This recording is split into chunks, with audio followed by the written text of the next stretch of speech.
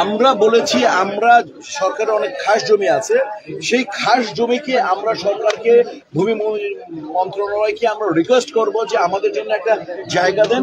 আর দেশে অনেক ডেভেলপার আছে, তারা শিল্পী বান্ধব অনেক ডেভেলপার আছে, তাদেরকে আমরা বলবো বিভিন্ন সংগঠনের সাহায্য নিয়ে যে আমাদের যারা ভূমিহীন বা আমাদের যারা বাসস্থান ঢাকায় নেই তাদেরকে অ্যাটলিস্ট 2টা রুম, গুচ্ছগ্রাম যেমন সরকার করেছেন না, তো এরকম 2টো রুম, একটা কিচেন, এটা আমরা সরকারের কাছ থেকে খাস জমি যদি পাই, আমাদের কঠিন চেষ্টা থাকবে সরকারের কাছ থেকে খাস জমি আদায় করা।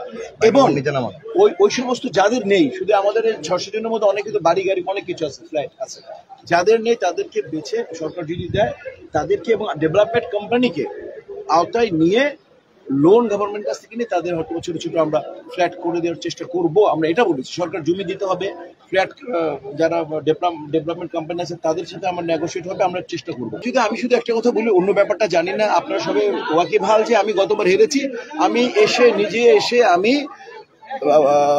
রিয়াজ কাঞ্চন ভাইকে আমি মালা পরিয়ে দিয়েছি, রাইট, এবং তাকে ওথ করিয়ে দিয়ে গেছে। আমার কাছে এটা একটা স্পোর্ট, স্পোর্টে এটা একটা খেলা, যে জিতবে তাকে মালা পরিয়ে দিতে হবে। এই কেস কামারির পক্ষে আমি না, আমি আশা করি ওইরকম কোনো কিছু না হলে কেস কামারি কেন করবো আমরা?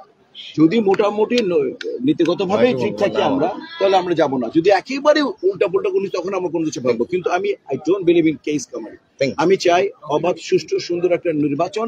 এজন্য আমি আমাদের সবাইকে নিয়ে আমি একটা স্লোগান দিয়েছি, আমরা সবাই এক, জাগ্রত হোক বিবেক। আমার সাথে বলেন, আমরা সবাই জাগ্রত হোক বিবেক। এটা আজীবন থাকবে ভাই, এটা ওয়ার্ল্ড যত পৃথিবী যেদিন থেকে মনে করো যে এরকম করে ভোটের প্রচার আসছে তখন থেকে এগুলো এটা বলে লাভ।